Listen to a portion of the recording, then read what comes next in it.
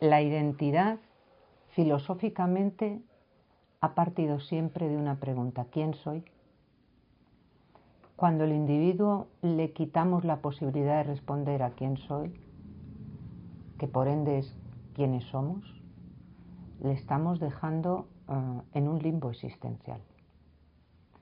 Es decir, si al individuo le quitas la base de familia, le quitas la base de varón, le quitas la base de Dios, le quitas la base corporal y le quitas la base de patria, ¿qué te queda? Un detritus. Cuando la envidia existe, es uno de los pecados capitales. Siempre se ha dicho que España es muy envidiosa. Bueno, desde el punto de vista psicológico no tiene ninguna razón de ser, porque todos somos envidiosos. Desde el punto de vista histórico sí que tiene su razón de ser, porque fuimos un imperio, lo queramos o no. Un imperio grande donde no se ponía el sol. Y eso genera mucha envidia. ¿De quién? De los vecinos. Siempre de los vecinos. Entonces, si yo tengo mucho dinero, mi vecino Ángel va a empezar a calumniar. Y va a empezar a, si se encuentra con mis hijos, a decir: tus padres no son tan buenos, tus padres tienen ese dinero porque han robado, tus padres son lo peor. Ya han metido la semilla negra. Es decir, ya han destruido las raíces identitarias de ese individuo. Y va a combatir contra sus propias raíces. Es decir, la bandera no es un trapo. Y el suelo patrio va más allá de un espacio y una geografía. Tiene un componente de identidad, donde hemos compartido, qué gracioso, ¿no? Es que hay frases muy bonitas que han caído en el ostracismo y en la crítica. Un destino en lo universal. Claro, claro. Entonces, los vecinos se han ocupado de destruir el concepto que teníamos de nación. Eso por ahí fuera, pero por aquí dentro, si por un sitio llueve, aquí no escampa. Y es que nosotros mismos hemos comprado por interés y por poder, y la nación la hemos convertido en diferentes reinos de taifas o patios. Entonces, en el momento que en España la gente se desvive por ser el presidente de la comunidad de vecinos, pues se desvive por ser el presidente de una comunidad autónoma. Pero eso ya está de moda.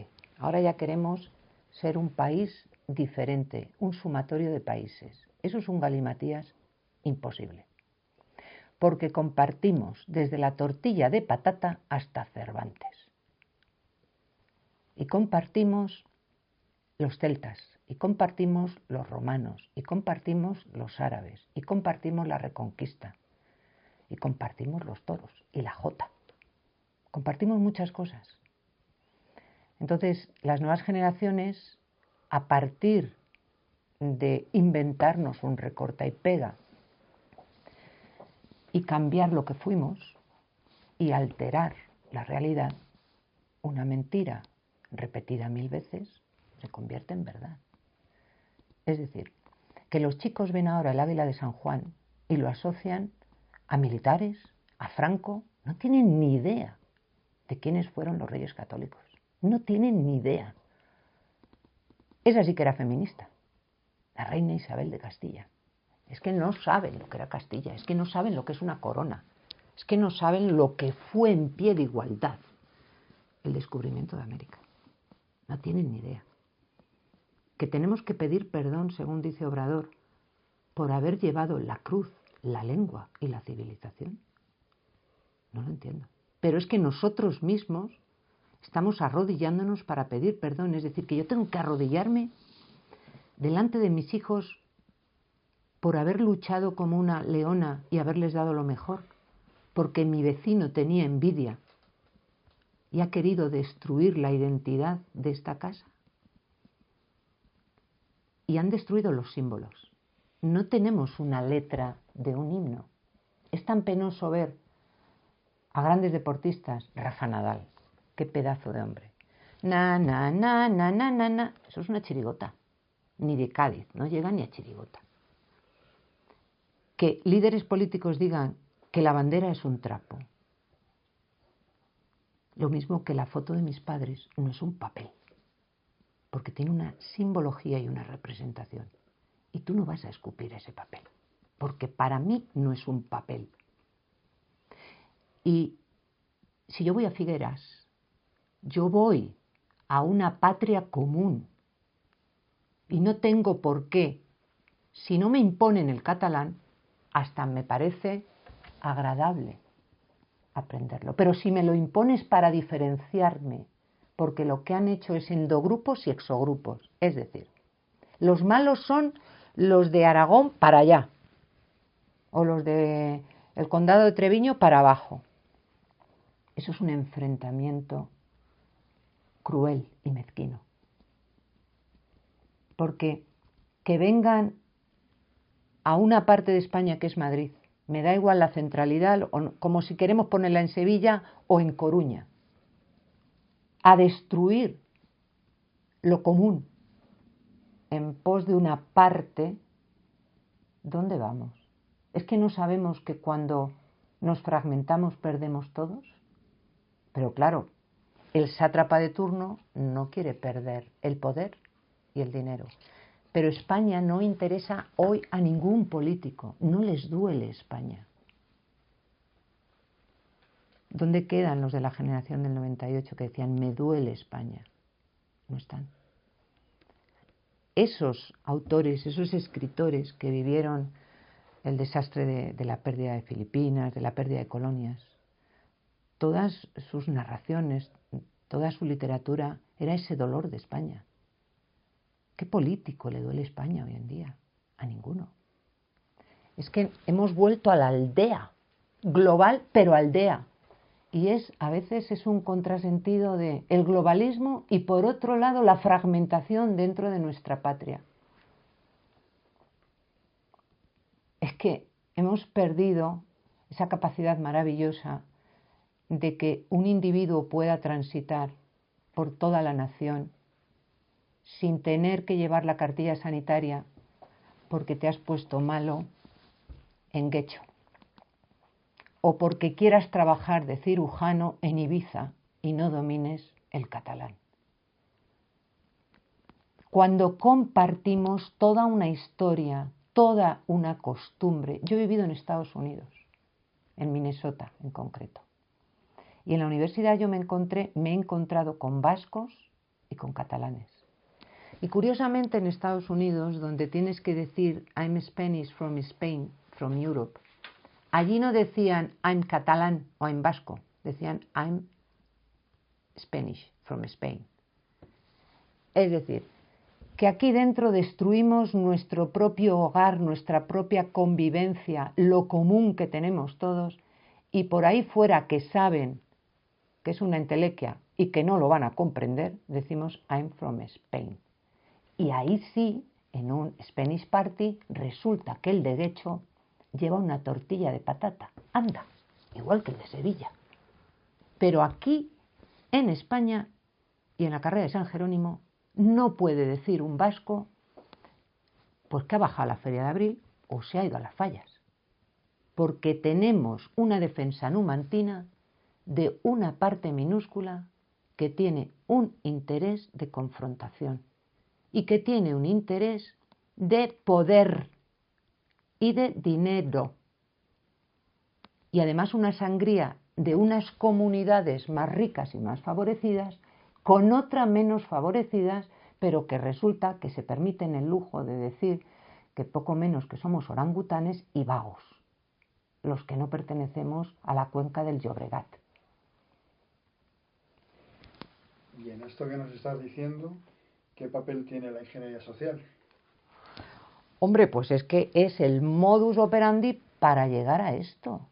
Es decir, si sacan series donde ponen a los andaluces de vuelta y media, donde resulta que aparecen series o docuseries donde los terroristas son las víctimas, donde hay culturas que para mí son particularidades dentro de la gran cultura española, que tienen más solvencia y que doña Emilia Pardo Bazán, que escribía en castellano, resulta que tiene más poder o que es más leída que Pemán, pues claro, eso es la ingeniería social. Es decir, ¿por qué se estudian determinadas figuras? ¿Por qué salen más en los medios determinadas figuras? ¿Por qué hay más líderes de opinión que está polarizado entre periodistas y entrevistadores de muchísimo prestigio y de muchísimo poder catalanes y vascos? Pues claro, pues eso, el ser humano español joven, con una mente plástica, dice, pues oye, van a llevar razón. Cuando los terroristas se convierten por la manipulación en hombres de paz, pues a lo mejor ha tenido su razón de ser. Cuando tú preguntas a gente de 25 años para abajo quién fue Miguel Ángel Blanco o José Antonio Ortega Lara y no lo saben, eso es muy peligroso. Porque hemos perdido de vista lo común. Porque aquí no ha habido una guerra, como quieren hacernos ver. Aquí no ha habido una invasión. Aquí ha habido una imposición y una planificación de diferenciación y de escisión. Y alguien de nuestros vecinos o de más arriba saldrá beneficiado de esta fragmentación. Claro, cuando estamos fragmentándonos y olvidamos la historia, pues resulta de que hay algunos vecinos que tienen mucho interés y dicen, anda, nosotros estuvimos aquí 8 siglos, ¿y por qué no va a ser la mezquita de Córdoba nuestra? Y entonces hay determinados vecinos que les tenemos miedo o reverencia o que les debemos algo, ese algo con negrita, y entonces decimos que claro, que es que la mezquita de Córdoba no puede ser un templo y tiene que ser devuelta a una civilización que estuvo aquí. Claro, supongo que los romanos de Roma dirán, también Segovia va a ser nuestro, porque si nos ponemos a ver estratos, pero de lo que se trata es de fragmentar por la envidia de que fuimos un imperio. Es decir, tenemos como sociedad, tenemos una pequeña autoestima que nos lo han ido generando. Tenemos que pedir perdón por ser inteligentes, tenemos que pedir perdón por tener dinero, tenemos que pedir perdón por haber conquistado cosas en nuestra vida personal o como sociedad. Y eso aquí a nivel personal se trata y dices, no, te estás destruyendo, tú tienes una autoestima. ¿Por qué vas a renunciar si has nacido con una inteligencia? ¿Por qué tienes que renunciar a ello? ¿Por qué tienes que renunciar si has venido de una familia noble? ¿Por qué? Ah, es que yo te tengo envidia y te digo, eso es malo. Y tú me lo compras y entonces te destruyes. Y como sociedad tenemos un complejo enorme de sociedad. Si nos diéramos cuenta de lo que ha sido España en la historia y de lo que puede seguir siendo, ha sido maravillosa. Miremos nuestros monumentos. Si es que vienen los norteamericanos y se quedan embobados, desde un alcázar hasta el románico, por supuesto, todo el aporte de los árabes, por supuesto. Claro que sí, pero eso ha configurado la España que somos, o que deberíamos ser. Y eso lo están destruyendo. Diferentes capas, ¿no?, que se han ido acumulando a lo largo del tiempo. Claro. Y forman parte de todo. Por supuesto, es que yo soy una parte de panadería, una parte de mis abuelos, que unos eran panaderos y otros eran pastores, y también soy parte del momento histórico de los 80 donde yo estudié en Madrid, también soy parte como madre de los hijos que he tenido y soy parte de este pueblo, y esa soy yo. Yo no puedo alterar ni renunciar porque me estoy engañando y destruyendo. Y eso en clínica se ve perfectamente. Tú no puedes renunciar a lo que eres y a todos los sustratos de origen y de identidad. No puedes, porque entonces vas sin rumbo. Es decir, cuando a través de estructuras de poder construyen relatos ficticios para una población adulta, tienen que ver las bases del relato ficticio en poblaciones infantojuveniles y la simbología que tiene y el impacto que tiene a nivel inconsciente, que se van quedando con una verdad o un mito que ellos consideran que es válido para luego ver su realidad, ¿vale? Es decir, el cuento de Caperucita lo que presentan es el lobo como tentación de maldad, representa la maldad, representa la tentación, ¿vale? Si a través de los relatos universitarios, los relatos propagandísticos, los relatos políticos o financieros generan un enemigo, eso es lo más fácil, porque ya tienes a la población cautiva. Es decir, convierten en villanos a través de un hecho que puede ser verdad y lo elevan a relato y a presentación del relato. Es decir, aquí en España el general Franco yo creo que desayunaba niños por la mañana, porque han extrapolado lo que es la estrategia en una guerra, y lo han elevado a la generalización de todo un sistema político y de toda una personalidad. Es decir, que se trata siempre de buscar enemigos, porque así la persona que presenta al enemigo está detrás él para proponerse como amigo. Entonces, te impide ver la realidad, porque ellos te han manufacturado un relato. Y a través del cine es muy fácil destruir a una figura y ensalzar a otra. Los maquis eran muy buenos y el general Franco era muy malo. Ahora mismo Putin es muy malo y Zelensky es muy bueno. Pues es que en la vida no hay blancos y negros, hay muchos grises. Entonces es muy peligroso esa presentación porque ya ha sido permeable y ha tenido un gran impacto en las poblaciones. Si además tú te has encargado las editoriales de los libros de texto y de los libros universitarios, te hablo, por ejemplo, de gente de primera talla, por ejemplo, a Julia Guerra, que tengo ahí el manual, y que ponía como parafilia desviación sexual el sadomasoquismo. No te atreverás ahora, después de las 50 sombras de Grey, a decir que eso es una parafilia. Esos son relatos ficticios. Los reyes católicos eran monstruos, pero ¿quién se ha visto la vida de los reyes católicos? Juana la Loca, la película de Juana la Loca, de Aranda, que pone a una señora, una ninfómana. Bueno, pues puede ser un retazo de verdad, pero es un relato demasiado corto, demasiado simplista, de toda una realidad de Castilla que tenía unas bases humanas y de crecimiento enormes. Otro relato ficticio es que en la edad medieval, en la época medieval, poco menos que era una época negra donde la intelectualidad estaba roma y castrada. Eso no es verdad. Eso no es verdad. Porque en los monasterios había una gran investigación. El scriptorium, que eran las bibliotecas. Y se presenta de manera torticera como oscurantista. El Tribunal de la Inquisición. En Europa Calvino se cepilló a un montón de gente. ¿Por qué hacemos ese relato? Antes estaba el relato del Cid. Tú preguntas a un niño qué es el Cid y te dice es un videojuego. O sea, ha habido relatos que directamente los han cambiado.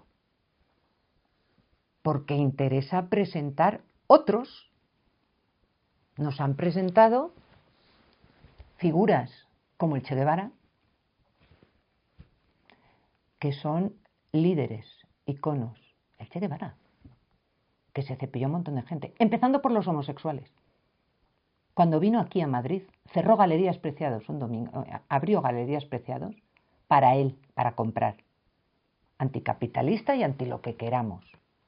Pero eso no sale, o no nos informamos. Entonces nos presentan gente que puede tener talla o no, pero que si decide el sistema que lo vamos a presentar como héroes, lo tenemos.